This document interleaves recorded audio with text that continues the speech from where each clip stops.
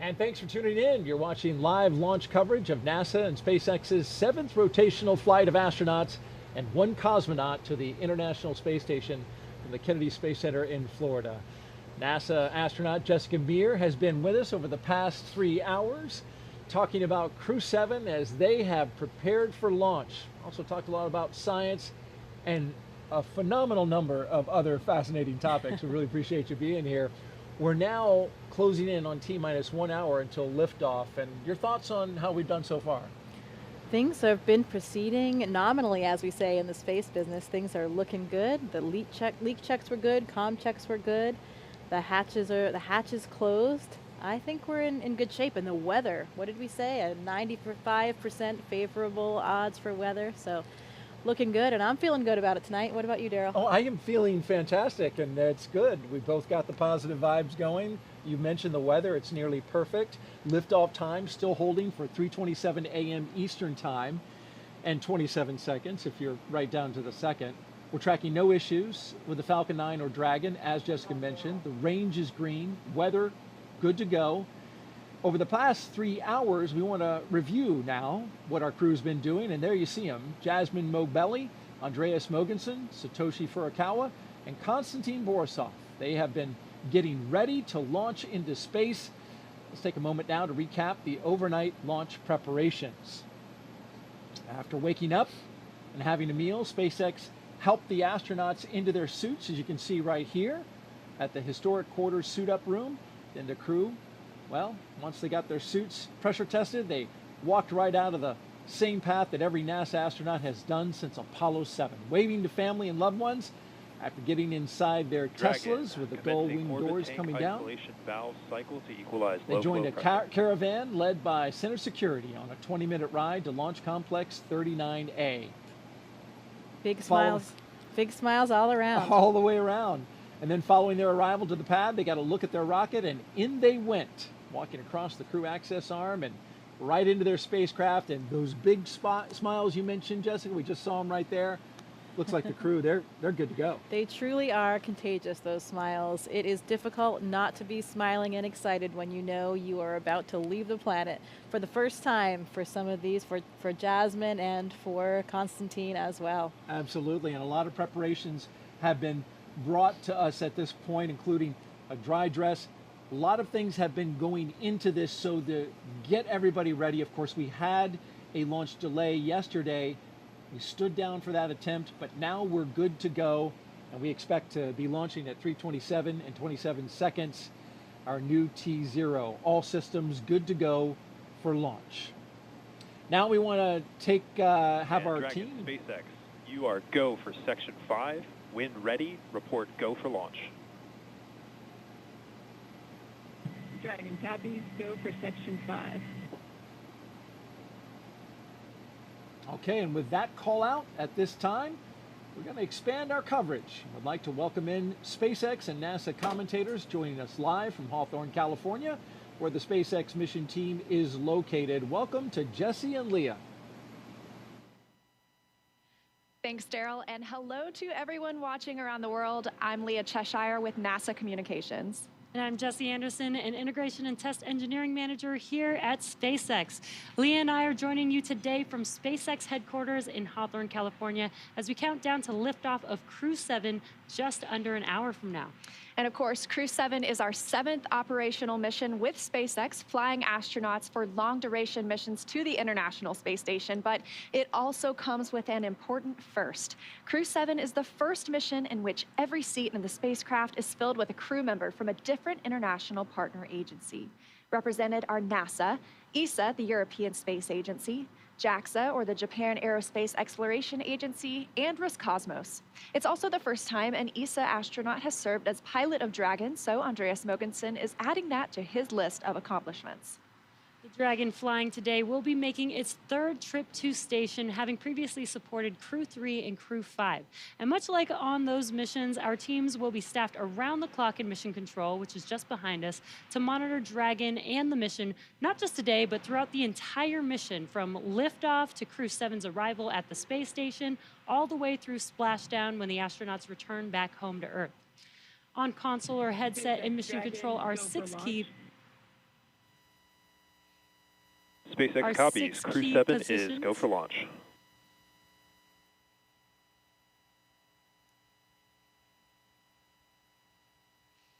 The mission director is in charge of the room and tasked with making real-time decisions to ensure mission success. The person that you may hear talking to the astronauts, which we just heard a few seconds ago, is the crew operations and resources engineer, who you'll hear us refer to as the core throughout the broadcast. And the 4 additional team members are focused on vehicle systems, including avionics, navigation and control, software, propulsion, life support, and communication with ground support teams. Apart from mission control, our Falcon 9 team is currently located in the Launch and Landing Control Center at Hangar X. With less than an hour until launch, they are settling in for final checkouts, propellant loading, and for launch.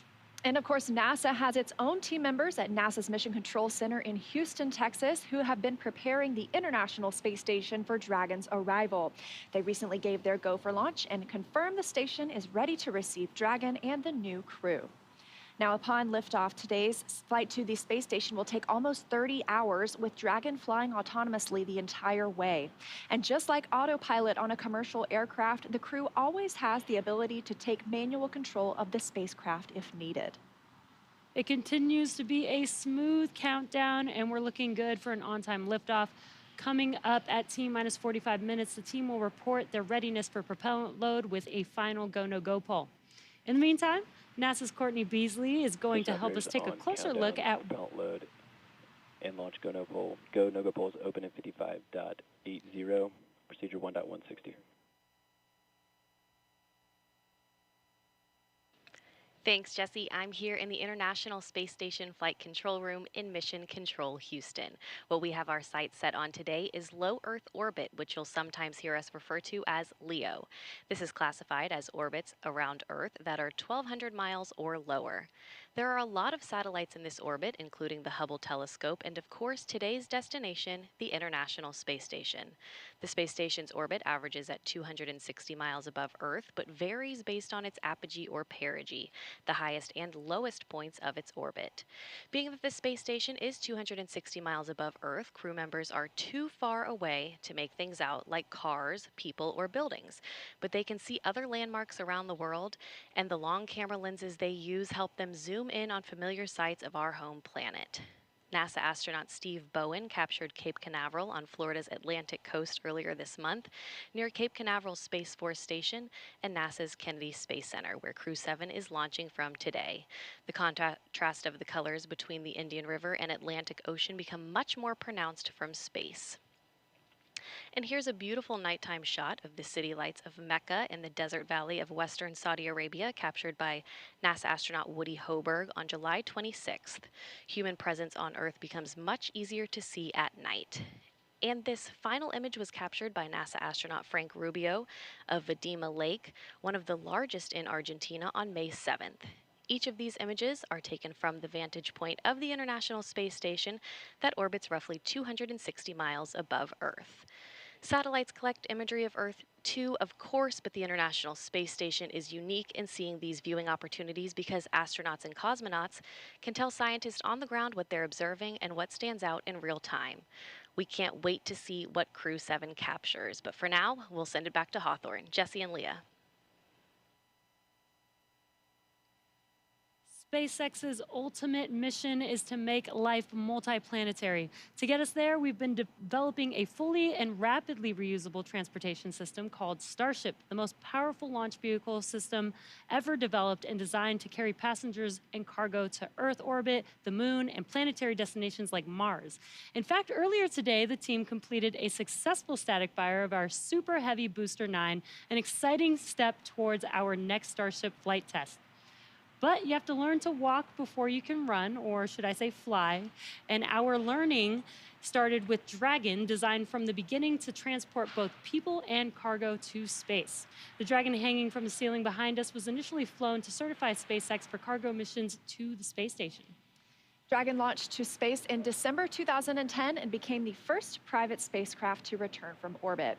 2 years later, Dragon became the first commercial spacecraft to deliver cargo to and from the space station, and in 2020, as we remember well, became the first private crewed spacecraft to reach the International Space Station. Altogether, the reusable Dragon spacecraft has completed 9 human spaceflight missions and visited the International Space Station 38 times. Dragon is capable of carrying up to 7 passengers to and from Earth orbit and beyond. And these days, we are very much focused on the beyond. Now, of course, we already have explorers on the Red Planet, paving the way for humans who will arrive in the future. NASA's Perseverance rover landed on Mars in 2021 after an almost 7-month journey.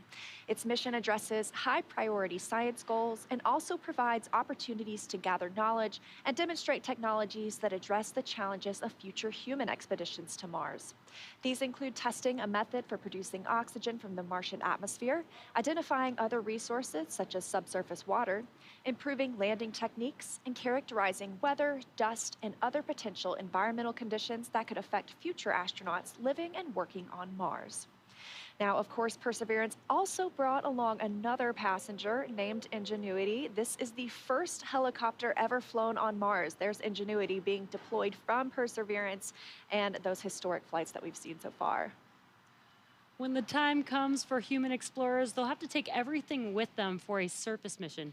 Building bases or even cities on Mars will require huge amounts of cargo and eventually crew. So we're designing Starship from the beginning to carry hundreds of tons of cargo into space and be able to be refueled in orbit. Before Mars, Starship will play a key role in the exploration of the moon. SpaceX is providing the lunar lander, which will return astronauts to the lunar surface for the first time in 50 years under NASA's Artemis missions.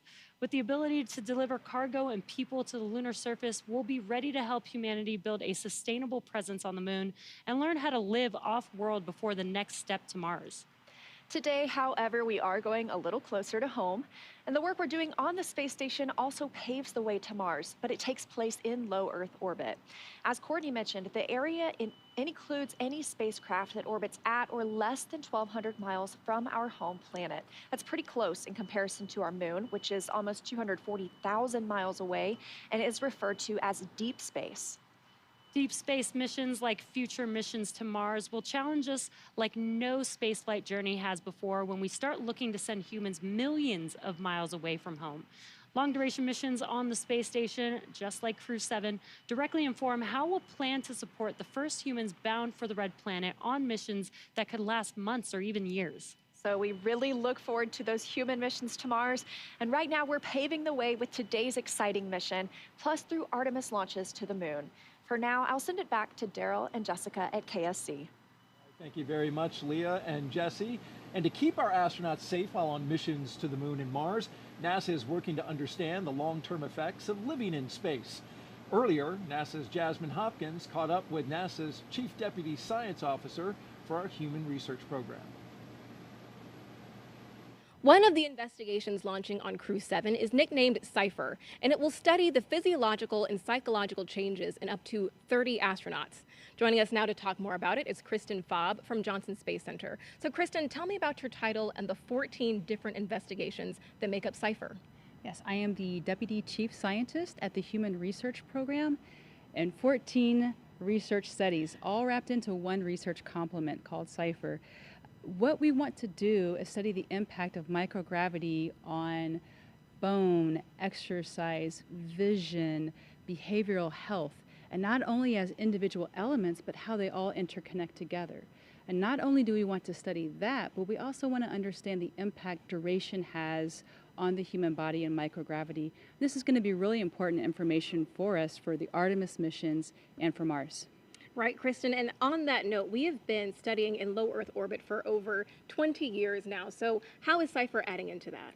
Yes, 20 years, and we've learned a lot about the changes that happens in the human body in space.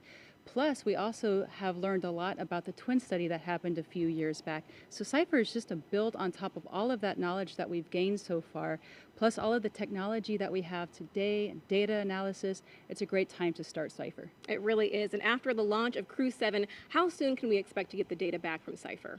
Well, once we start getting data, we'll start processing it, and then when we start to understand some of these observations and findings over hopefully these 30 crew, it's going to take time because 30 crew is going to be a lot of information. But once we start to find some interesting observations, we'll let you know. Absolutely. It will be well worth the wait. Thank you so much for being here tonight, Kristen. It's my pleasure. Back to you. All right, thank you, Jasmine and Kristen. We're going to turn it over now to Hawthorne, California, and check in with our team at SpaceX headquarters for an update on the launch progression. How are we doing? Thanks, Daryl. I'm Ronnie Foreman, a commercial sales manager here at SpaceX. We are coming up on just about 46 minutes until launch, and our teams are carefully moving through the process to lift off. A lot of preparations have brought us to this point today, including a dry dress rehearsal and static fire earlier this week. For those of you following along, you'll also know that we stood down from yesterday's launch attempt for additional data reviews. But for now, all systems are looking good for launch. So next up, our launch director will check in with the team for readiness, both for prop load and for launch. The 7 SpaceX responsible engineers, often called REs, indicate that they are go by voting electronically. The launch director will also check in with the Dragon mission director, or MD, on the nets, and NASA launch manager to make sure that they are ready to move forward as well. And as Jesse mentioned earlier, the Falcon and Dragon launch teams, as well as key NASA launch members, are in the Launch and Landing Control Center at Hangar X in Florida. On screen, you have that incredible view of the Dragon spacecraft with the crew access arm still in the service position. The crew right now is on board Dragon, waiting to get the green light to stow the crew arm for launch and arm the launch escape system. Great shot of our astronauts there. Once the launch director gives the go-ahead, we should get a good view of the access arm as it swings away from the capsule. The range continues to be go for launch, monitoring the clearance area surrounding our launch pad, as well as the air and sea space along the flight corridor. And at Kennedy Space Center, weather is looking good for launch. If you're joining us on the ground in Florida, you know it's just about 82 degrees outside with light ground winds. Overall, we are looking good for launch in just about 45 minutes with a 5% chance of weather violation.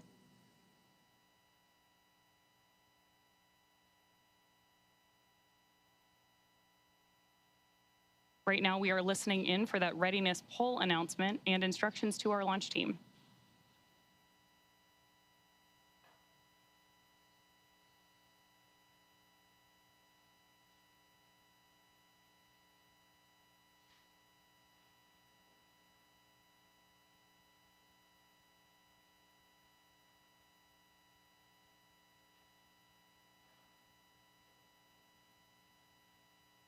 Again, this poll is going to be the go or no go to move forward with propellant loading for today.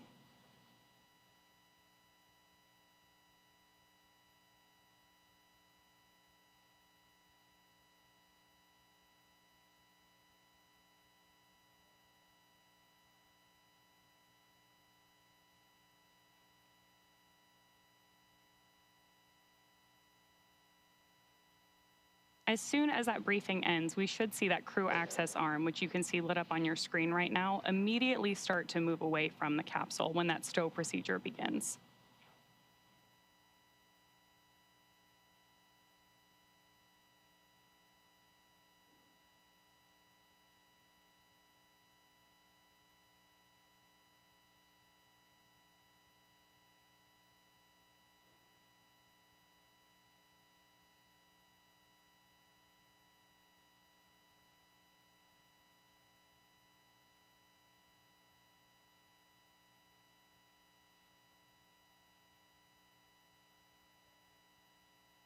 Coming up on just 43 minutes to launch.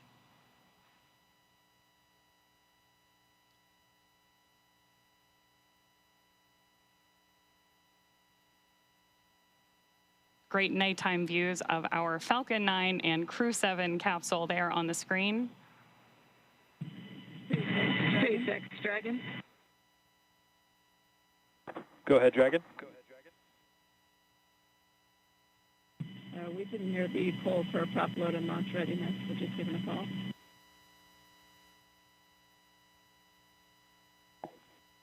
And sorry, Dragon, I just missed the last of your sentence there. Can you please repeat? Yeah, from Dragon, we just polling is hear complete. the poll for The joint NASA and SpaceX teams have pulled go for LES arm, propellant load, and launch. For all operators in MCCX and Hangar X, both control rooms go into lockdown at T-minus 45 minutes and will remain in that state until the launch escape system is disarmed. All operators are to remain at their console, maintain a sterile cockpit until MD confirms successful disarming the launch escape system following orbit insertion or propellant offload in the event of a scrub. For non-urgent, no-go conditions, brief the CE or LD and they will approve aborting the countdown. For urgent issues affecting the safety of the operation, operators shall call hold on the countdown net. Launch control will abort the launch audio sequence immediately and proceed into launch abort. At T-minus 10 seconds, launch control will be hands-off and relying on automated abort criteria for the remainder of the count. Operators advise the launch director whether structural breakup or fires imminent or occurring per Dragon manual escape flight rules. Launch control at this time, you may proceed with arming the crew arm for movement. Copy, proceeding to arm crew arm for movement. And with that, we are moving forward toward launch. Propellant loading will begin in just over 5 minutes, but in the meantime, let's check back in with Daryl and Jessica. All right, thank you very much, Ronnie. Crew access arm retraction started. We now have crew access arm retraction. So if you look in your screen, you can see there the crew access arm moving away from the Dragon. Another great shot of it there, articulating away. It takes about 90 seconds to 2 minutes to move away, and this is a critical milestone, Jessica, as that arm moves away, because now that means if the astronauts needed to get off that rocket for whatever reason, they could either bring the arm back quickly, and it can move, as I understand it, a lot faster than it's moving now in the case of an emergency egress, or they would move forward and arm the launch escape system. That hasn't been armed yet. So this is the moving and stowing of the crew access arm so that we can clear that away from the rocket and get ready to lift off.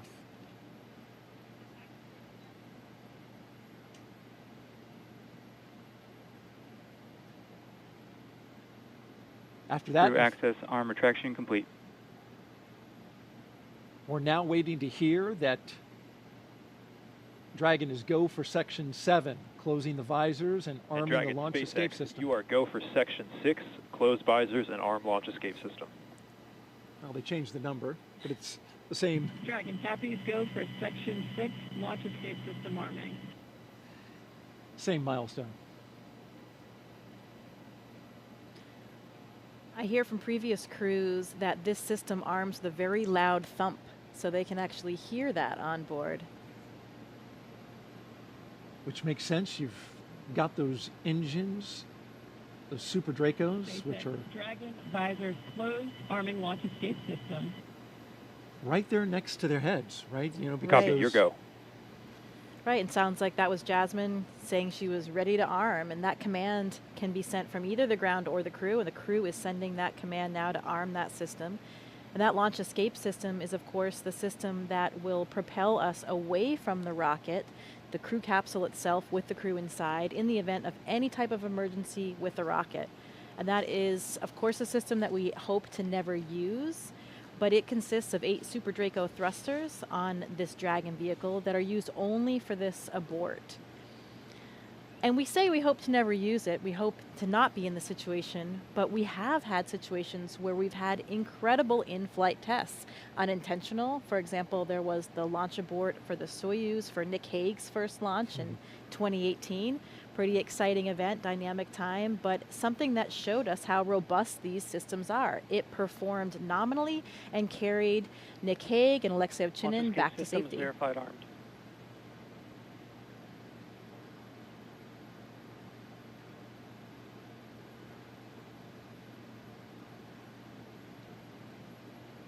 We got the verification of the launch escape system now armed.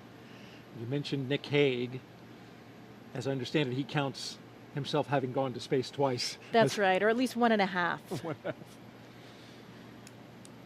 But this system is now active. They do that 2 minutes before loading of the prop, since that, of course, then does present a more risky situation with that prop on board, and it will stay armed all the way through orbital insertion.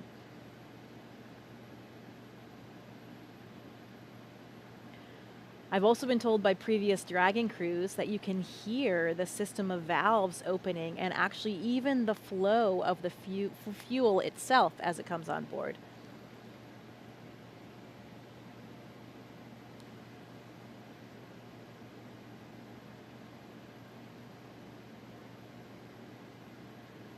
The scenarios in which the launch escape system would be used. F9 tanks venting for prop load in 10 seconds. Expect loud venting. There they are warning them about that, exactly what you just mentioned. Giving them a heads up that they'll be hearing those sounds. Yeah, Victor Glover was telling me it's a very noticeable process. You can hear the opening and closing of the valves, and there are these low hums and kind of a fluttering sound as that super cold liquid oxygen and kerosene fill those large propellant tanks, first on the first stage and then on the second stage. Must be pretty exciting to be hearing those noises, knowing what that means and how much closer you're getting to liftoff. This is pretty unique in the launch industry, right? Where the astronauts are inside the Dragon, inside their spacecraft, as it's being loaded with propellants. That's correct.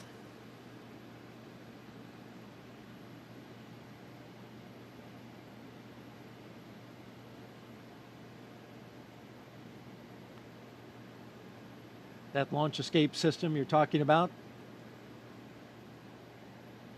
if it were needed, it can get the crew several miles offshore out into the Atlantic Ocean. It's those Super Draco engines capable of moving Dragon half a mile in just 7.5 seconds. So that's equivalent to a peak velocity of 436 miles per hour. So it really moves. It can also get it off the top of a moving rocket as well, so right. It's got to have that kind of power. Right, at all those different phases, all the way until they're in orbit. And that's one of the things that we protect for here as well when we look at the weather forecast. It's not just for the actual launch itself, but to protect for any of those contingency landing scenarios in the various areas where they would splash down in that event.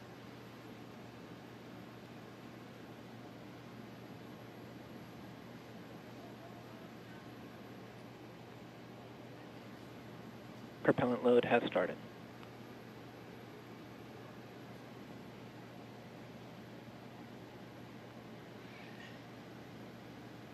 And so now the propellants are flowing into the Falcon 9 rocket. RP1, refined kerosene, and liquid oxygen, the oxidizer. That part we can see externally because as the liquid oxygen levels rise inside the Falcon 9, it is of course super chilled liquid oxygen, highly densified, and it will super chill the skin as well of the rocket, and it'll condense the air around it. And there's been well over 200 Falcon 9 launches, so if you've seen one before, you're familiar with the sight.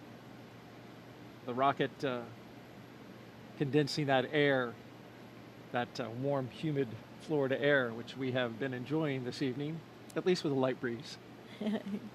That's right. I think it's cooler than Houston anyway, so I'm enjoying my time here. Good, good. All right, for another update, let's send it out to Hawthorne, California, an update from SpaceX. Thanks, Daryl and Jessica. Now, before we send them to space, let's get to know our Crew-7 astronauts a little better. We'll start off with none other than the commander herself, NASA astronaut Jasmine McBelly, making her debut spaceflight. My name is Jasmine McBelly. I'm the commander of NASA's SpaceX Crew-7 mission to the International Space Station. Baldwin, New York is where I grew up. I always loved team sports from a really young age because you rely on one another, and that's something that I think is really important to know going forward in your career. I joined the Marine Corps. Sure, I wanted to fly jets. I thought you had to be a jet pilot to become an astronaut. I actually went to watch STS-116 launch while I was waiting to start flight school, and Sunny Williams happened to be on that flight. I realized she was a Navy helicopter pilot, and from that point on, I went full steam ahead. All four of us are so proud to represent what is possible when we come together. Ultimately, everything we do is to benefit the Earth.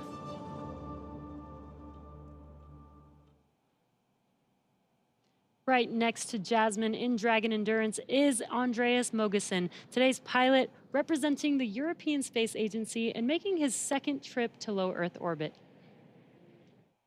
My name's Andreas Mogensen, and I'm the pilot of NASA's SpaceX Crew-7 mission to the International Space Station. I was born in Copenhagen, Denmark.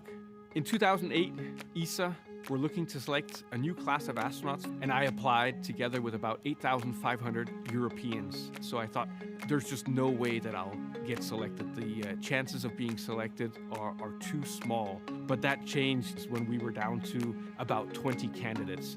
My first mission to the International Space Station was on a short 10-day mission. I had to hit the ground running as soon as I arrived on board, and as soon as I landed back on the Earth, I knew that I wanted to go back to the space station. I'm especially proud of the fact that our Crew-7 mission has 4 different astronauts from 4 different countries and 4 different agencies.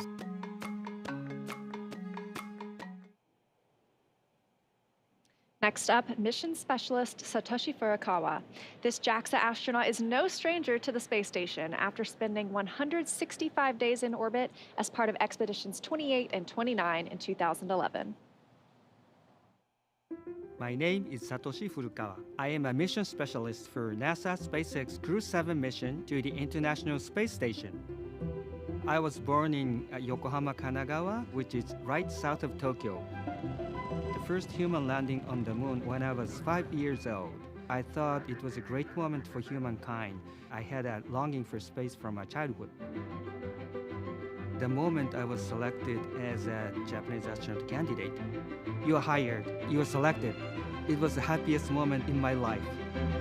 Crew-7, we are conducting many scientific researches on the space station to benefit future space explorers. I am very proud of being a part of this excellent team of international partners and also researchers, engineers, flight controllers, flight directors, and so on. Because working as a team and working together, we can accomplish the big mission.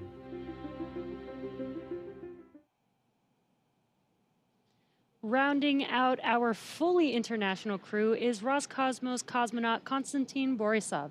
He was selected to the Cosmonaut Corps in 2018 and today marks his first flight to the orbiting laboratory. My name is Konstantin Borisov, and I'm a mission specialist for NASA's SpaceX Crew-7 mission to the International Space Station.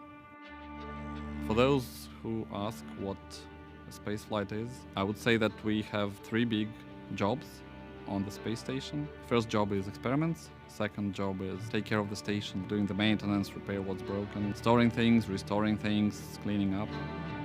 And the third big topic is actually taking care of your body, because in weightlessness you cannot help but train. I think many people don't understand that technology advancement which we have had during the last 50 years mainly comes from space exploration. People get very comfortable with using their phone and have very fast computers, and space motivates us to create those advancements. I want to take part in it, and I want to put my small stone into this pavement which leads us to the new asteroids, to the new planets, and to the new systems.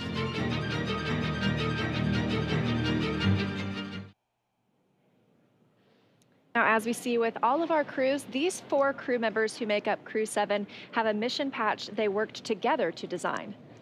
The first thing that you notice is the white dragon on top of the Earth, its neck craned into the number 7 for Crew-7.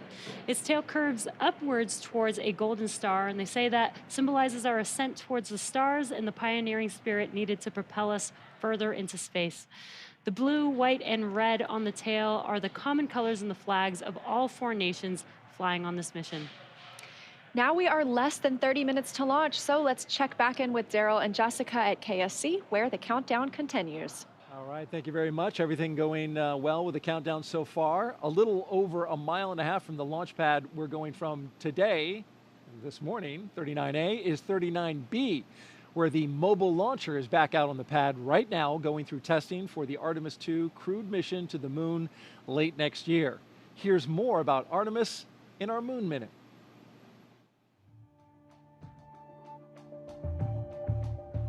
For the first time, Artemis II astronauts got an up-close look at the Orion spacecraft that will fly them around the moon.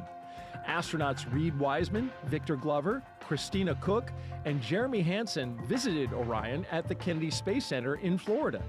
and it looks amazing. Their handiwork is gorgeous. I'm ready to take it for a spin. Until launch day arrives, the crew is training at the Johnson Space Center in Texas. They use the Neutral Buoyancy Lab, a giant pool, to practice safely getting out of a floating mock-up of Orion. And it's not an easy task. Navy divers in rafts will harness and hoist the astronauts into the air by helicopter, where they will be taken to a nearby Navy vessel. Back at Kennedy, we got a look at the brand new Artemis Crew transportation vehicles. So the first 9 miles of the journey to the moon starts in these crew transport vehicles. On launch day, these fully electric, zero-emission vehicles by Canoe Technologies will reunite the Artemis II astronauts with Orion at Launch Complex 39B. NASA's powerful moon rocket, the Space Launch System, and Orion will carry them on the rest of the 250,000-mile journey to the moon. And that's your Artemis Moon Minute. And for Artemis updates, there's a QR code on the bottom left of your screen, right there. Actually, bottom right. You can visit, you can use your cell phone to scan it, or you can visit the website at nasa.gov/Artemis2. Earlier this evening, our own NASA's Jasmine Hopkins caught up with NASA Administrator Bill Nelson, who is here watching the launch from SpaceX's firing room. Administrator Nelson, today marks a first for NASA, the first time in a single launch that each astronaut represents a different space agency. So we have NASA, ESA, JAXA, and Roscosmos. What do you make of this diverse crew? Well, it's a sign of our times. We are an international program. For example, we're going back to the moon in order to go to Mars. It's going to be an international mission that will launch with an international crew. So too, tonight's launch is entirely an international crew, save for the commander, Jasmine, an American astronaut. And so here we go. Now, isn't it interesting that what space does in our NASA program, it unifies us. It brings people together. And this is so true with what we're seeing tonight. Right, and Administrator, you recently visited South America, and later on this year you're planning to visit India as well. Why is it so important for NASA to foster these international partnerships? They are delighted, indeed eager, to learn more about NASA and to partner with NASA. And so that's what we find when we go to another country. It's usually the president that wants to see us. And for example, in this South American trip, we talked to the president of Brazil and Colombia about what NASA can provide in the way of information from our satellites to help them protect the Amazon rainforest from being destroyed, which is a high agenda item for those countries. Indeed, it's a high agenda item for the entire world. I'm going to India. India is one that we want to have a close relationship with.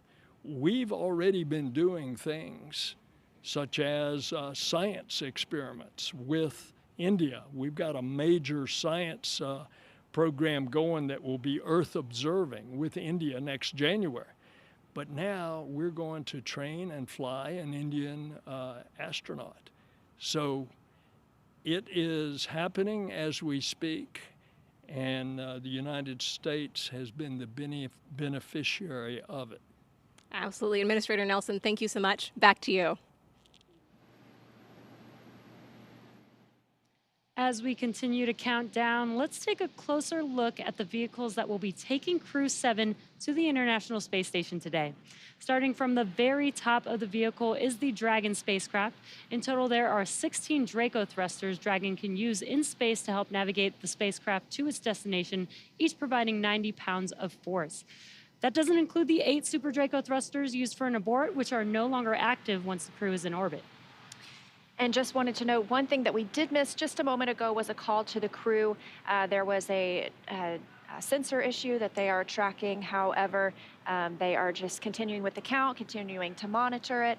And so we are continuing to discuss what we have in front of us, which is Dragon. Together, the Dragon spacecraft and its trunk stand over 26 feet tall. There are 2 windows on the spacecraft, plus 1 under the nose cone. The nose cone opens shortly after launch to expose the forward bulkhead thrusters and docking mechanism that will connect with the space station.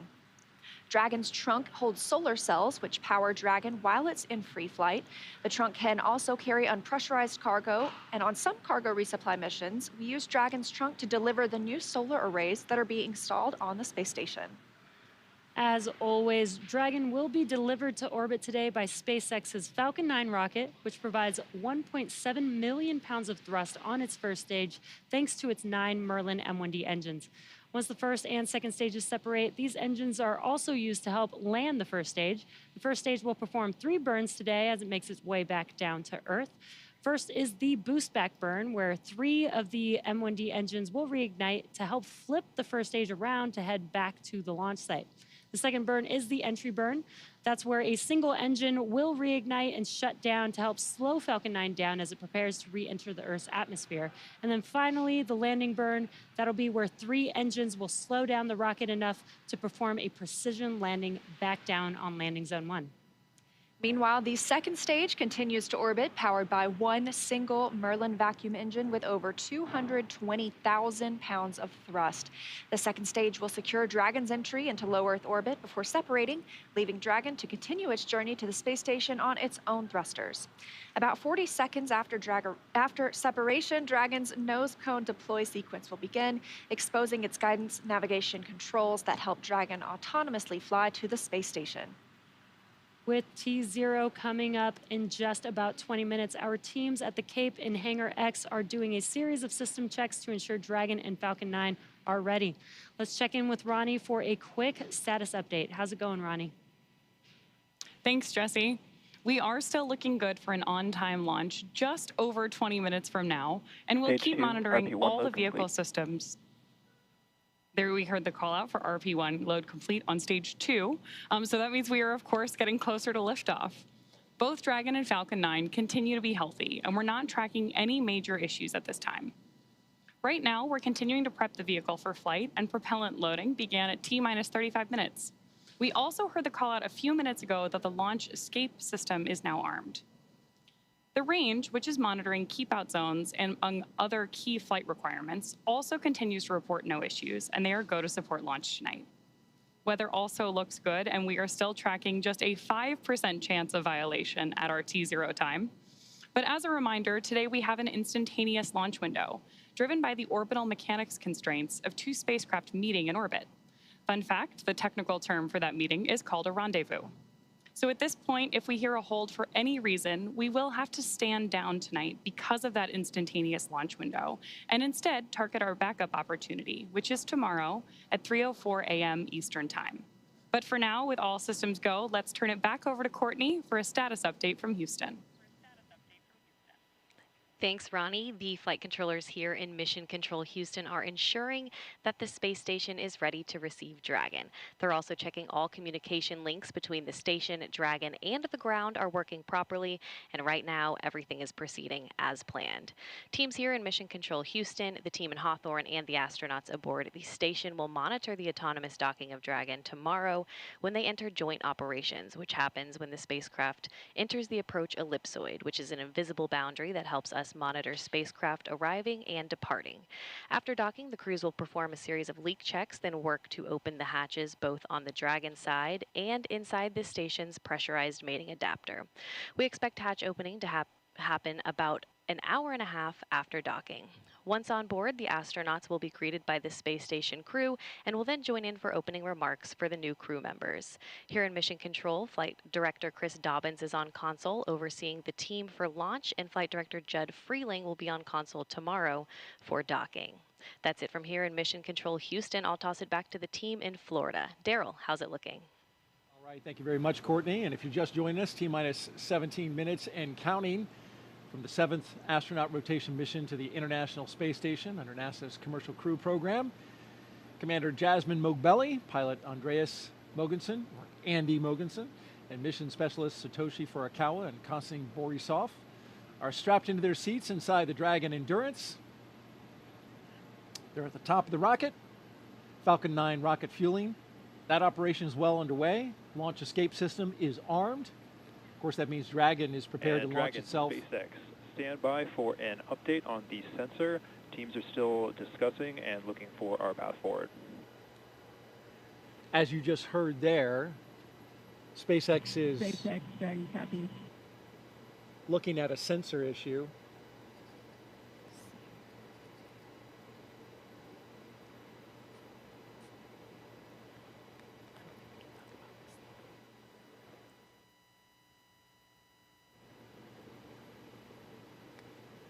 And so trying to determine if the sensor is giving good data, good reading, or if... Startup stage 2, lock floating. If they're looking at something else, of course, we'll keep close tabs on that. In the meantime, propellant load continues. I think sometimes you have hits on sensors for other reasons. We want to make sure that we are getting an accurate reading of what's happening with the system they're looking at. Probably trying to decide if it's a real signal or if it's a hit from some other reason. There's a lot of redundancy in the systems, as you mentioned, and those sensors have to make sure that the engineers understand exactly what they're looking at. So we'll, again, keep tabs. In the meantime, here's a little bit about Crew-7. Lieutenant Colonel Jasmine Mogbelli, a military helicopter test pilot. There she is. She hails from Long Island, New York. She's a mother to 2 twin girls, and she is the mission commander. This is pilot Andy Mogensen's second trip to space station. His first was as the flight engineer for the ESA IRIS mission in 2015. Mission specialist Satoshi Furukawa's interest in space began when he was 5 years old and he saw the Apollo 11 moon landing on TV. And mission specialist Konstantin Borisov was selected to be a cosmonaut in 2018, and this will be his first trip to space.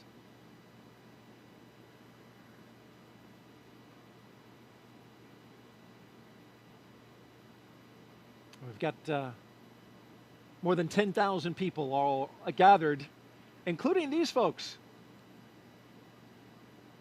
Some special students. Those kids are, I should call them kids, they're students, right? College students. They're part of the First Nations launch, and they're giving us a big wave from the Banana Creek viewing location.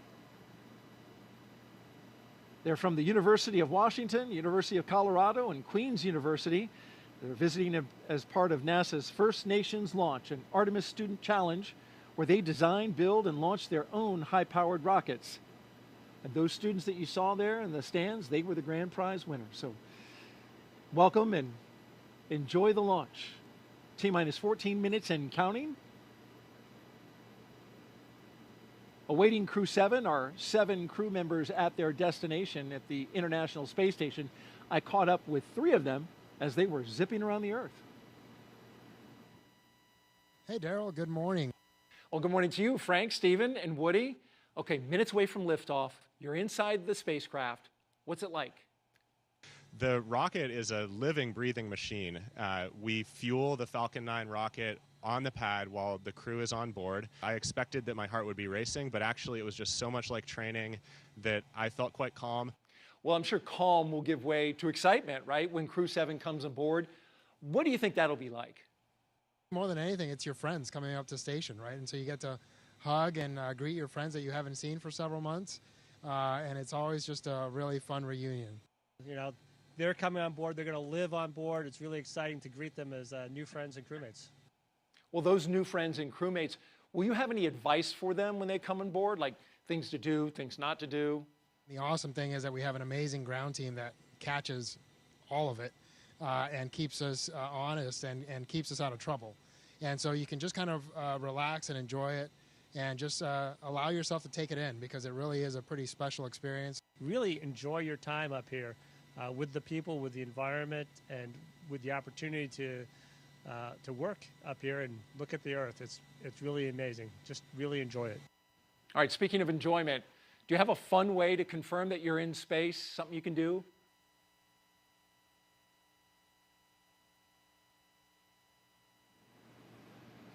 You want to give that move a score, Jessica?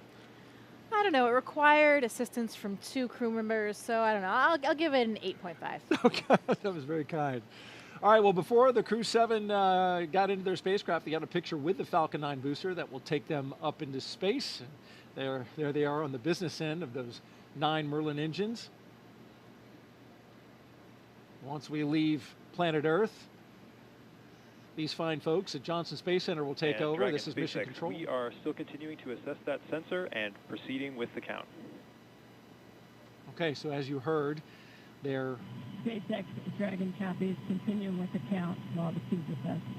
still working the sensor, but at the same time continuing to load the propellants on board Falcon.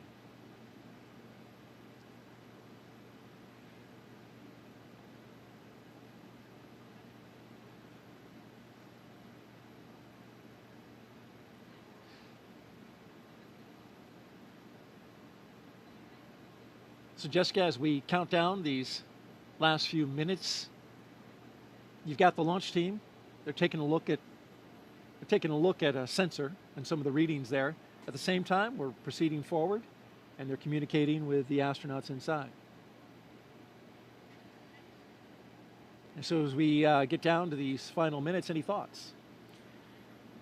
This is an exciting time for the crew. You know, they're probably running through some checklists of their own right now. They may be pretty busy in there, going through those same things that they've done in their simulations so many times before. But I bet it's getting pretty real right now, and hearing those calls about the sensor probably raises a few questions as well, but I know the ground will keep them informed as we go. 10 minutes, it's getting very close. Indeed it is. And tracking everything are Leah and Ronnie at SpaceX headquarters in Hawthorne, California. Will take us through the rest of the count. Thanks, Daryl. Our next major countdown event will be at the T-minus 10-minute mark, so coming up here, And when the Dragon Falcon 9 SpaceX, launch stand by for display configuration. There we go ahead and have the Dragon astronauts are standing by for display configuration, which will let them know that we are even closer to liftoff. The launch commit criteria that we're waiting to hear that call out for are specific thresholds and pieces of information about the entire Falcon 9 system needed to make sure that the rocket is healthy. Of course, we do have many systems in place to ensure that the rocket and crew are both safe leading up to liftoff and during flight.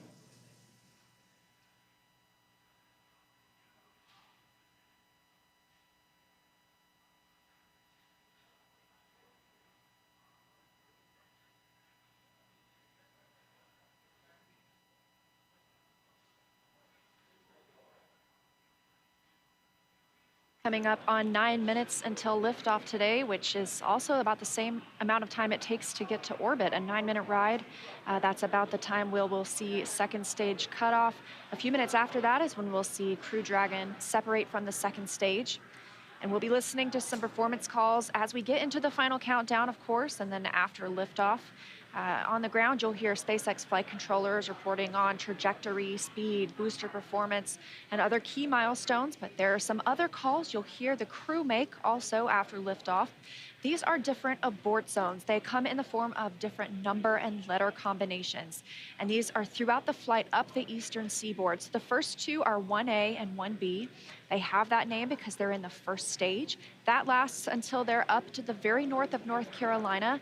And the next are 2A through 2E. Those come into play when the second stage is powering Dragon. That takes us from the top of North Carolina all the way to the tip of Newfoundland in the northern Atlantic.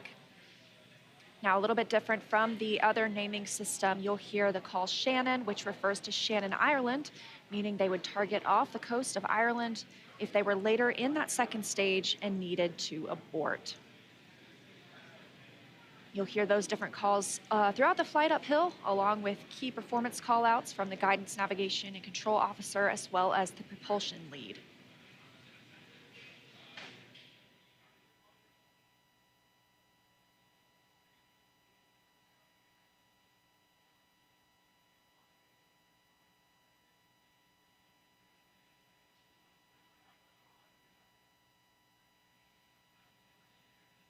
One of the next callouts that we're listening for is the announcement that Stage 1 engine chill has started. Right now, the propellant in the tanks is isolated from the engines, but at T-minus 7 minutes, we'll open up the engine pre-valves and start passing just a trickle of liquid oxygen through the Merlin engine pumps, chilling the engines for the start sequence. We do this because the super chilled and densified liquid oxygen is really cold, and we use that small amount of LOX to basically prepare the engine hardware. There's the call out for engine chill. So now we're basically preparing that engine hardware to flow all of the LOX and propellant into it during flight. Next up, we should hear the call out for Stage 1 RP1 load completion. And Dragon SpaceX, stand by for final go, but please confirm crew displays are configured for launch. SpaceX Dragon, crew displays are configured for launch. All right, we heard their crew displays. Those 3 screens from which they can monitor the mission are configured for launch. Stage 1 RP1 load is complete.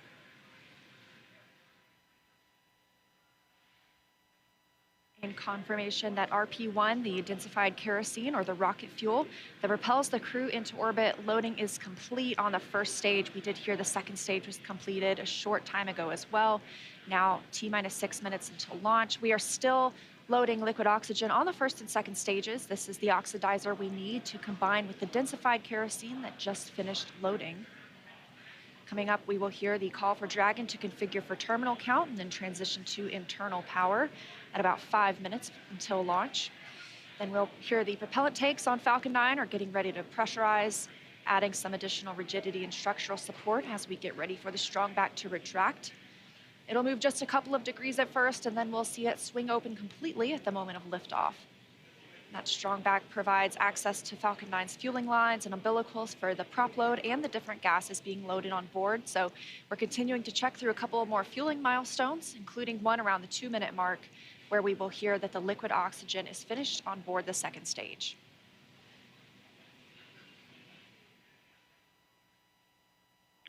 Dragon is configured for terminal count, and Dragon's on internal power.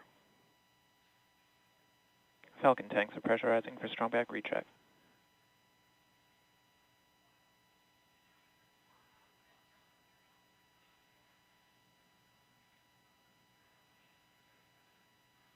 So there we heard the call out that we are preparing for strong back retract. And as Leah just mentioned, the strong back is that white truss structure that you see on the left side of Falcon 9. Got a better shot of it right there.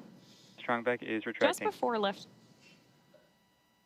There we heard the call out from Mission Control that we are retracting the strong back now. The strong back is part of the transporter erector, which was used not only to roll Falcon 9 out to the launch pad, but also to raise it into its vertical position. It will retract just about 2 degrees first after those clamp arms open up around the base of Dragon's trunk, and then just before liftoff, we'll actually go all the way back to 45 degrees retracted to give Falcon 9 and Crew-7 room for liftoff.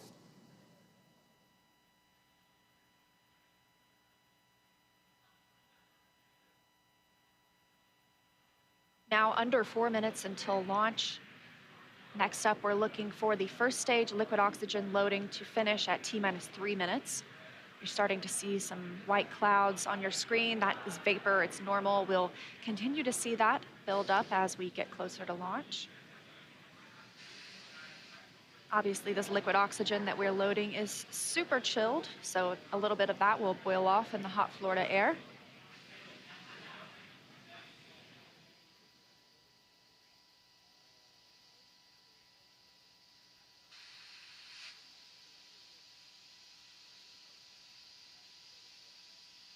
Stage 1 LOX loading is complete. Great view of Crew-7 there inside of the Dragon spacecraft, awaiting liftoff just under 3 minutes from now.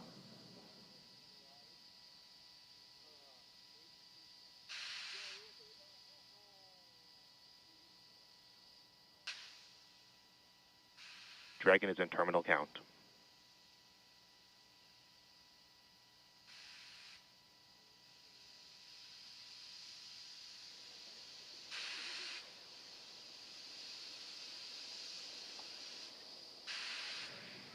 Now about 2 minutes and 30 seconds until launch.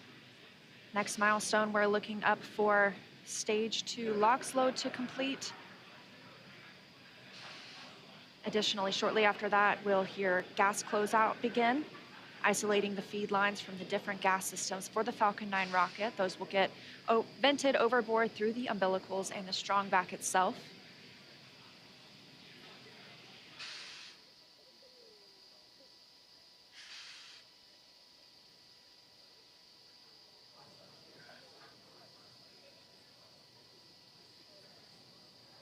Stage 2 LOX loading is complete.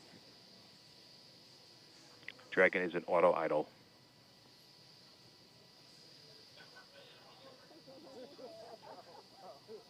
Confirmation that stage 2 LOX load is complete. Dragon and Falcon 9 fully fueled. Gas closeout has started. Expect loud venting. There's the gas closeout call that we expected. Additionally, we will be in auto idle. This puts the rocket in a state the flight computers understand before it takes over, making sure the transition to final countdown is smooth. Coming up at T-minus 1 minute, we'll hear that Dragon is in countdown. Its computer will switch to countdown mode. We'll also hear that the flight termination system on Falcon 9 is armed. Falcon 9 is in startup. Dragon's in terminal count.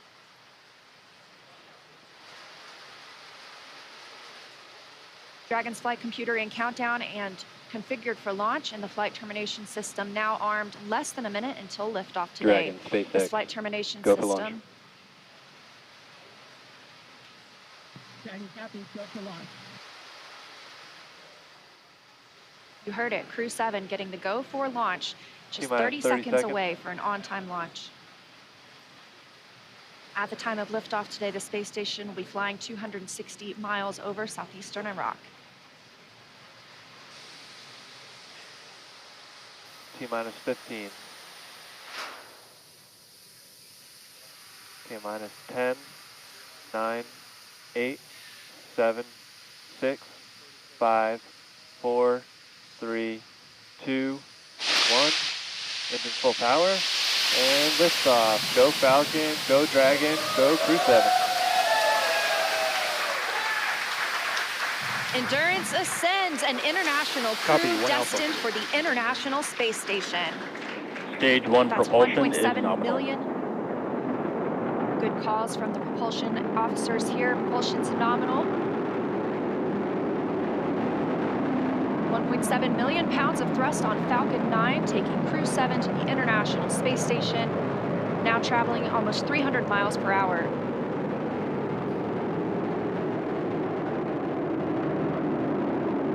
Nominal power and telemetry.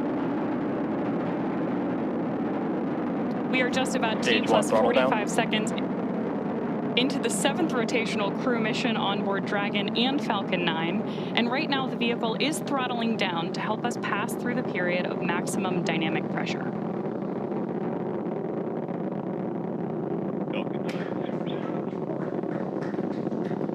There's the call out that Crew-7 is now moving faster than the speed of sound. Max Q. Stage 1 throttle up. Confirmation we have moved through max Q and are throttling back up. Copy, 1 Bravo. Heard that call from Jasmine on Crew-7, as well as confirmation from the ground. The call out for 1 Bravo means we are in the second and final abort mode for the first MVAC stage, chill is continuing to underway. get good performance. We've got engine chill on the second stage MVAC engine. We will then be looking for MECO, or main engine cutoff, where the 9 engines on the first stage will cut off ahead of the first and second stages, separating. Then the single Merlin vacuum engine on the second stage will ignite. We are now coming up on 2 minutes into the flight, the spacecraft traveling over 2,000 miles per hour. Really incredible nighttime views of Falcon 9 and Crew-7 on your screen right now. So as Leah just mentioned, we are keeping an eye on a couple of critical flight milestones coming up back to back here. Stage 1 throttle Those down. are going to be MECO, so main engine cutoff now that we're throttling down stage 1, followed by stage separation and second stage ignition. Main engine cutoff. Stage separation confirmed. Copy, 2 Alpha. MVAC ignition.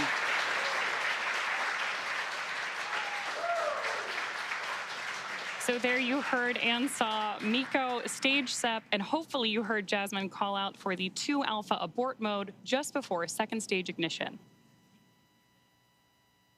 And of course, this is the second stage, powering Dragon on its flight, now traveling almost 4,000 miles per hour.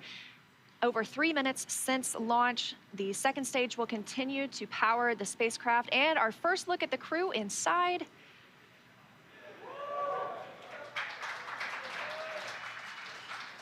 We'll be standing by for SECO. That's the next major milestone for this second stage engine. That comes shortly before 9 minutes into the flight, so we've still got some time on this engine. So right now, while Crew-7 makes its way to orbit, our first stage booster is making its way back to land. So you may hear the call-outs here on the net shortly that we are in the middle of our boost back burn.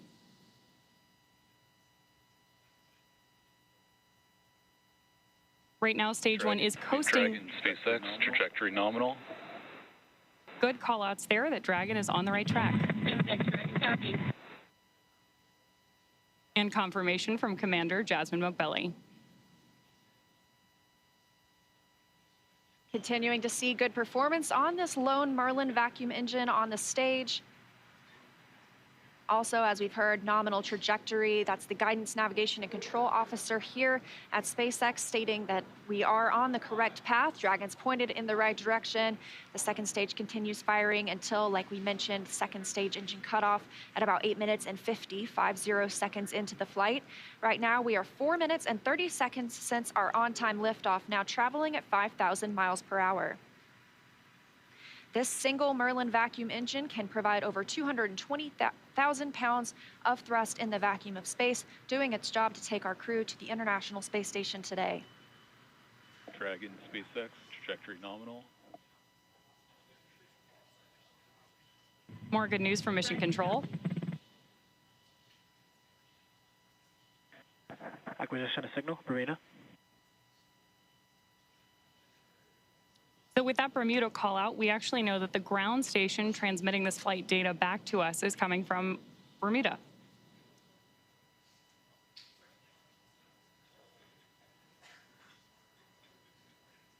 The crew is currently pulling a little more than 1 G as the second stage engine continues to propel their flight. Continuing to hear good calls to the crew, now 5 minutes and 30 seconds into the flight, traveling at 6,400 miles per hour. Again, we will continue to see the second stage fire for about 3 more minutes. Shortly after second stage engine cutoff, we will see it separate from Dragon, which will continue its journey.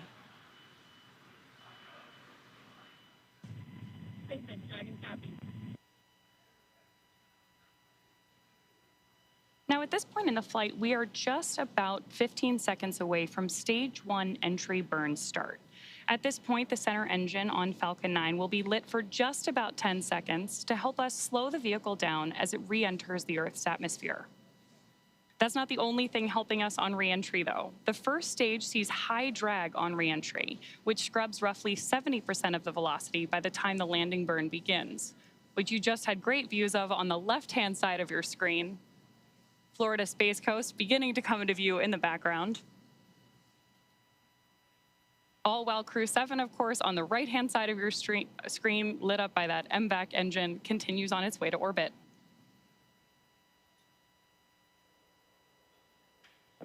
And we are now coming up on continuing to get good calls as we reach almost 7 minutes into the flight. Crew traveling at 9,400 miles per hour. Again, we still have about 1 minute, 45 seconds left with the second stage propelling the crew. And of course, we are also expecting that landing burn start from Falcon 9 any second now. Great views.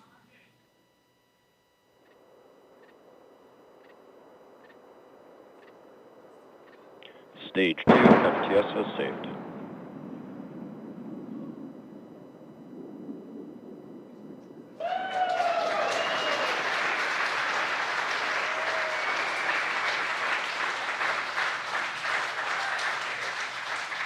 Great news there that Stage 1 has successfully landed back at Landing Zone 1 in Florida.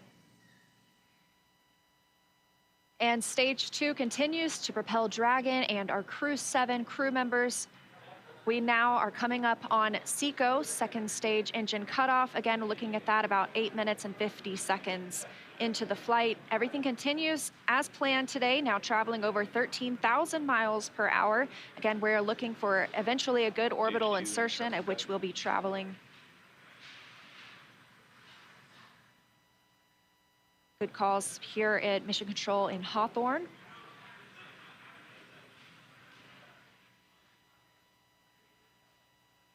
And we are standing by for second stage engine cutoff.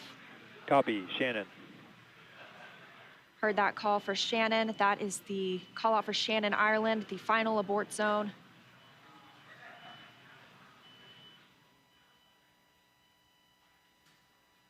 MVAC shutdown.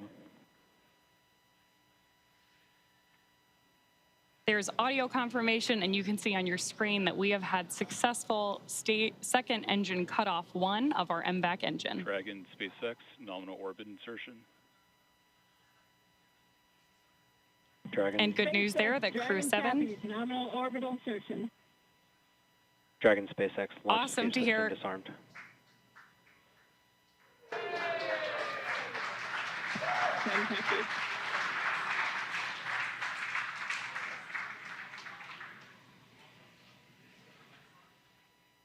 That's the first look at the crew, now in microgravity, confirmation of a good Earth orbit insertion. We are now coming up on 10 minutes into the flight. Of course, we saw second stage engine cutoff, and you're actually getting a look at their zero-G indicator there. We'll stand by for them to tell us a little bit more about that shortly, but we are also standing by for second stage separation from Dragon. Acquisition of signal in Finland. So as Leah mentioned, right now, Dragon and Stage 2 are still attached. Great views of that zero-G indicator there. And what we're doing right now is basically letting any residual dynamics of the vehicle settle out prior to separation.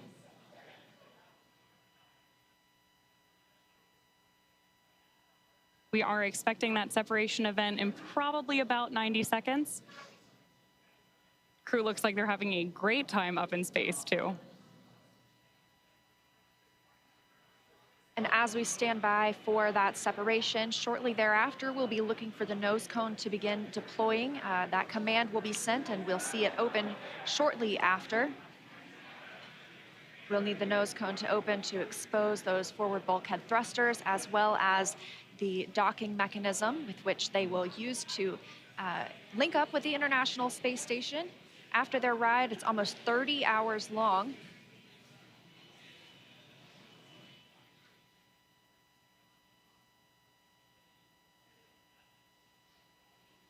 Again, we had liftoff right on time today at 3:27 a.m. Eastern Time. The crew making a smooth journey into orbit. It's now been 11 minutes, 20 seconds since that liftoff. We had confirmation of good orbital insertion, and we are standing by for second stage separation from Dragon.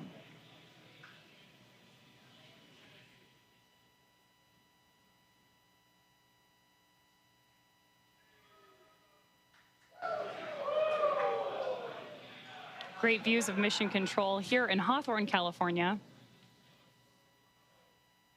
And the SpaceX team standing in the background, standing by for Dragon separation.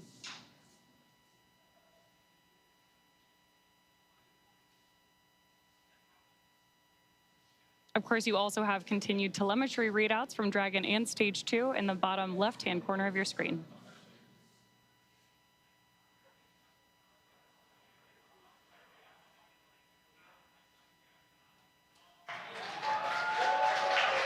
Dragon separation confirmed. Crew-7, on behalf of the Falcon team, I'd like to welcome you to orbit, and we hope you enjoyed the ride on Falcon 9. Space travel is difficult, even though you make it look easy, so thank you for trusting us to get you up there.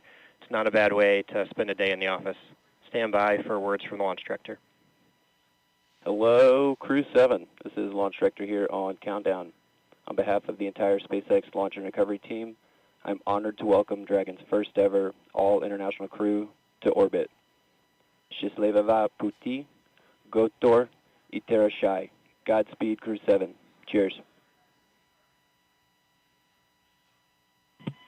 SpaceX, thanks for the ride. It was awesome. On behalf of Andy, Satoshi, Koshi, and I, we'd like to thank the multitude of people who've led us to this unique moment.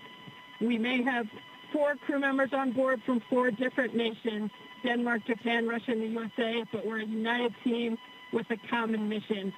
We hope the work we do serves to benefit our beautiful home planet and those on it. As you said, human spaceflight requires an unparalleled level of vigilance and rigor, and we thank all those who prepared not only us, but also this truly impressive spacecraft for flight. Finally, to our families, carry the greater burden of our choice to explore. Thank you. Go Crew-7. Awesome ride. Really incredibly moving words from Commander Jasmine Mogbelli now that she and her international team are up in space. That is going to end our coverage from Hawthorne until we pick back up with our docking coverage, like Leah mentioned, just about 30 hours from now. But for now, I'm going to hand it back over to Daryl and Jessica at Kennedy Space Center to wrap up our launch coverage tonight. All right, thank you very much, and great job. And Jessica, what a launch. It was spectacular. Like we said, those night launches are something to see. You see all those bright lights. You see those little nitrogen pulses when that first stage is coming back down. Spectacular. Phenomenal roar, the thunder, you could feel it in your chest. And then, of course, the booster came back and landed, and that was some extra pop. Pretty impressive all around. Sights, sounds, and even those feelings. That's new, of course, to Crew, to NASA Crew, is bringing the booster back. NASA decided they have a lot of prop margin, propellant that is, and so they burn the first stage a little less and the second stage a little more. It allows them to bring the first stage back and back to land, which is good to see. And so you saw the zero-G indicator floating around. Tell us what it was. I did. Well, that, Daryl, was a 3-toed sloth. Important distinction, not a 2-toed sloth. Oh, really? Yeah, so apparently this is one of Andy's kids' favorite animals. And as a family, they were even fortunate enough to see one in the wild in Costa Rica last Christmas when they were on vacation. So it was all kind of fate leading up to this, I think. How about that? This is Andy Mogensen. Andy Mogensen, the pilot. That's correct. That's right. And I guess his family calls him the slowest person in the world. So another reason why this 3-toed sloth had such meaning for all of them. Well, that actual sloth in the capsule looked like it was moving slow as well, but he's got an excuse. You know, we have a saying in space, and it's often true. Yeah. Slow is smooth, smooth is fast. And when you rush too much, especially in space, doing a spacewalk or anything that you're doing, you get in trouble. So slow is smooth, and smooth is fast. Wise words from our veteran space flyer, Jessica Meir, sorry. It's early. Hey, we got some social questions. Let's take a few. You do mind? Absolutely. All right. Well, let's look on our screen here, and here we've got one that says, come Sunday morning. Beautiful shot right there, though, of the spacecraft looking out the back. Boy, that is high-resolution image. Come Sunday morning, Earth Eastern Time, what are the first few tasks the crew will do, and how will they best acclimate and get dialed into their mission? Well, when we wake up in the morning on board the space station, we open up our computer and we have a plan that lays out our entire schedule for the day, whether it's scientific experiments, hardware, maintenance, whatever it is that you need to get done. I know what this crew will be doing. One of the first things they do, of course, is a safety briefing. So we want to make sure that they have all of the information they need in case they had any kind of situation on the space station where maybe they needed an emergency breathing mask or a fire extinguisher, anything like that. Safety first at NASA, and that's the first thing that we do when you arrive on board the space station as well. The veteran crew that is up there will take them through that, show them where everything is, talk through some of the main messages, and then they'll have a longer session usually the next day or later that week. They'll get into their crew quarters. Usually your crewmates will do a favor for you and unpack some of your things so you don't have to do all that when you get there. You arrive to your crew quarters and already have some of the things that you need out, maybe even some pictures from home. When I arrived, my crewmates had really taken great care of me. They had decorated my crew quarters. I had pictures of my friends and family. Everything was all laid out, and that really made it a nice, smooth transition, because those first few moments in space, especially when you've never been there before as a rookie, you're not quite that graceful yet. You know, you don't have your space wings quite yet, and you're getting used to just moving around and being in that three-dimensional microgravity environment. And so you're talking about, you know, getting used to the environment up there, and having a little something from home is important too. You took up a flight kit. These astronauts all have a flight kit. You, in fact, brought a few things that you took up into space. What were a couple of the more meaningful ones that you took? I did. You know, we often pictures of family and friends, like we've talked about before, or things that represent places we've been and worked. I brought up a picture of my wedding photo of my parents. Unfortunately, my father had passed away before I went to space, so I wanted to have a piece of him up there with me. I brought up some things to represent other things along the way. My home state of Maine. I had a university flag with me from my undergraduate university. Yeah.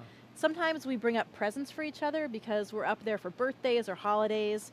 Drew Morgan, my crewmate, brought us these harmonicas. Nice harmonica. And briefly, let's look at the screen here. We can see that the nose cone is deploying, and we have confirmation of it deploying.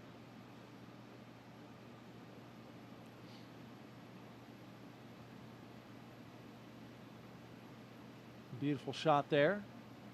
Of course, the nose cone has to deploy in order for Dragon to connect up to the International Space Station. And once this clears out of the way, it is quite a view. Depending on where Earth is in relation.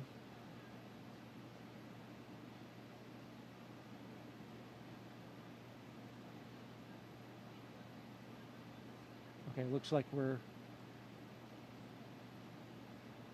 pointed mostly in space, which makes sense. Sometimes you get an Earth view. There's a lot of space in space. There is. There certainly is indeed. And then what else?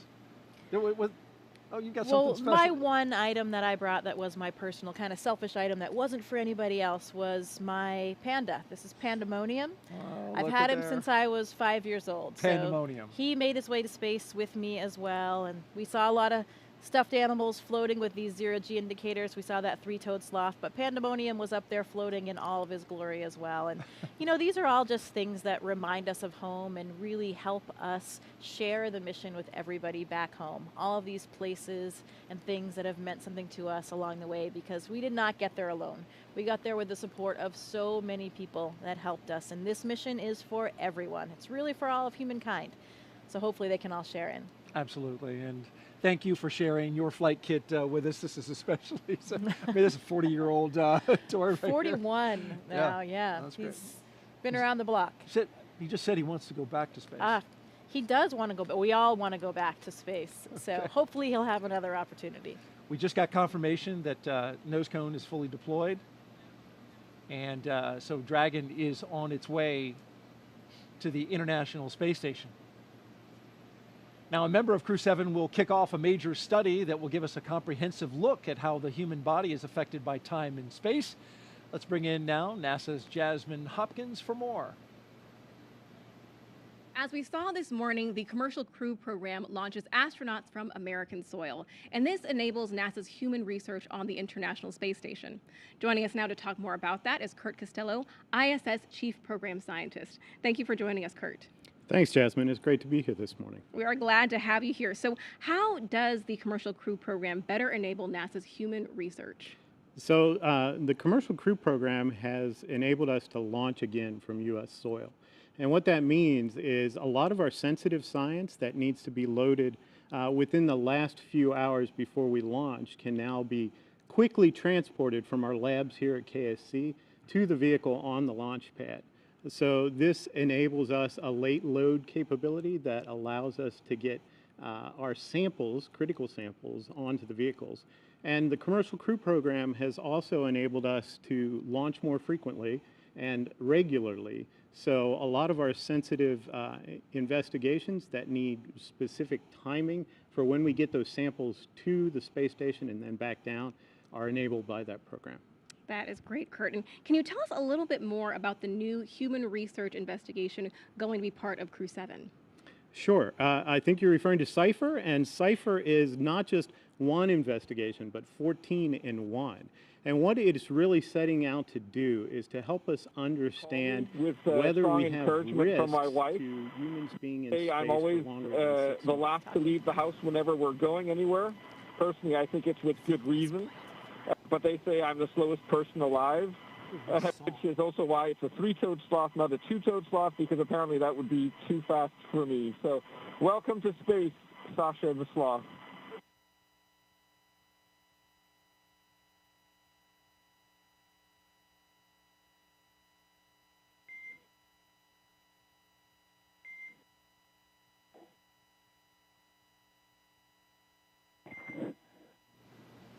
And Dragon, we appreciate the introduction to your zero-G indicator and noting that that is probably officially now the fastest sloth ever.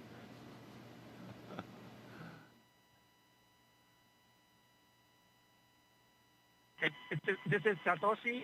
It's nice to be in space, and I'm very glad to see happy faces. 日本の皆さん、国際宇宙ステーションへ、再びして着実に仕事をしてきます。 Yes, I'm very excited. First of all, a few words in Russian, then in English.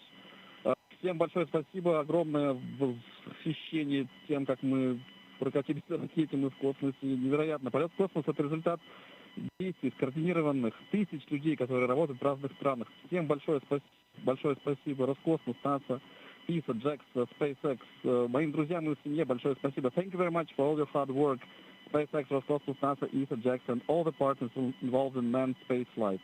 That's a proud example of how much we can achieve working together in harmony. Let's continue.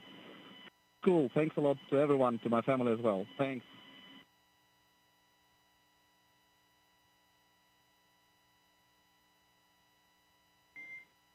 SpaceX copies all. Thank you for the kind words. And Jaws, if you are ready to copy, I do have some upcoming words on the phase burn.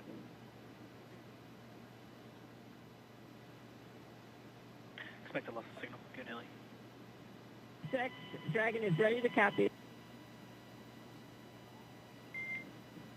Okay, wanted to give you an update that we are going to be losing TDRS for voice comms for about 15, that's approximately 15 minutes, which is going to include that upcoming phase burn per your displays. We do have a ground station pass during that burn prep, so you will actually be able to call us in the blind. However, you will be LOS during the burn.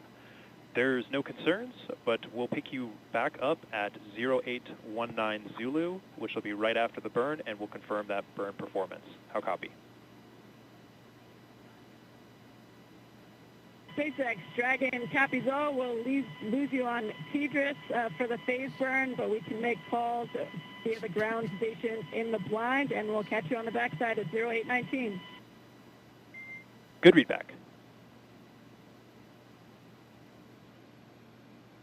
Okay, you just heard some communication between Commander Jasmine Mogbelli and SpaceX's launch team. Just saying they're going to lose TDRS connectivity, which will, during the burn, they'll be unable to communicate, but they've got a ground station that will catch them on either side of that. So communication will be established before and after the burn.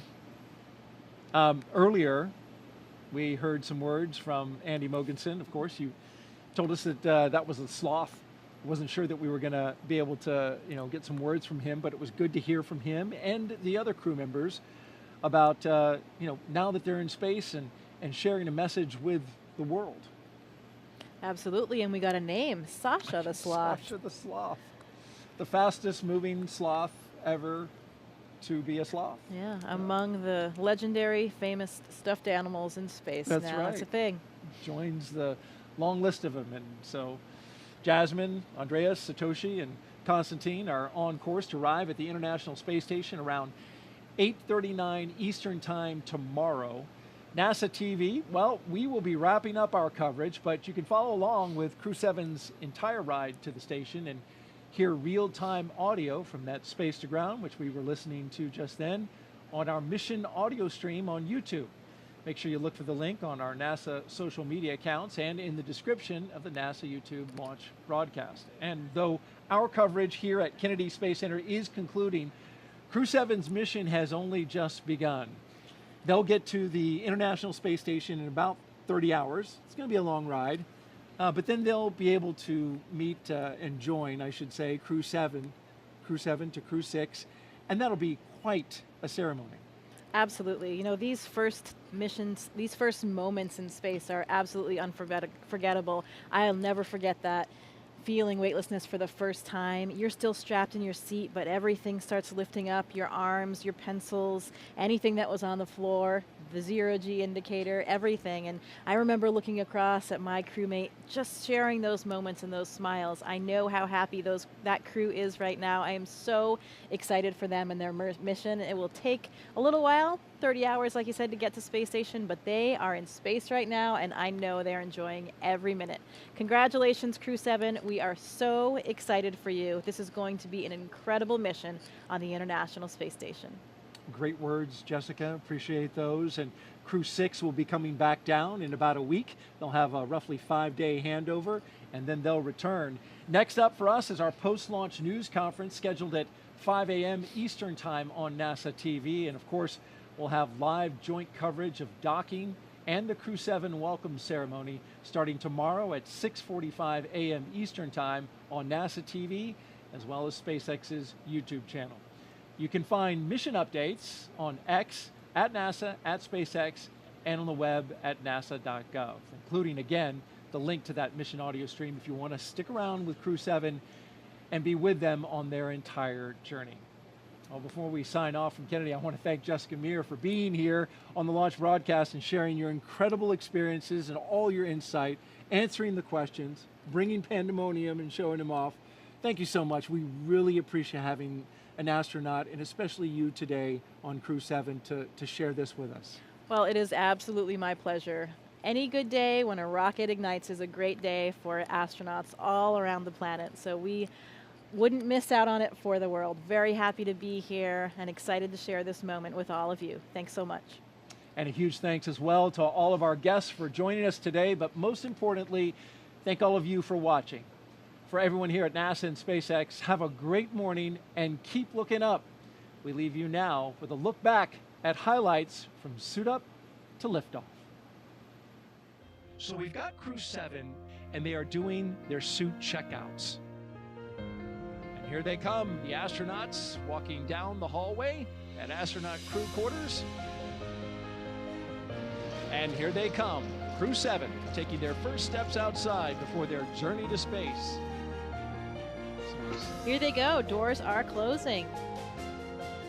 This begins the drive across NASA's Kennedy Space Center to Launch Pad 39A. And there's Jasmine Mobelli, the commander, and Andreas Mogensen, our pilot. There go our pilot and commander carefully getting in. And here come our mission specialists, Konstantin Borisov, and on the right, Satoshi Furukawa. Technicians working to close that side hatch. 1, engines full power, and liftoff. Go Falcon, go Dragon, go Crew-7. Endurance Ascent, an international crew destined for the International Space Station. Stage 1 propulsion is nominal. Good calls from the propulsion officers here. Propulsion's nominal.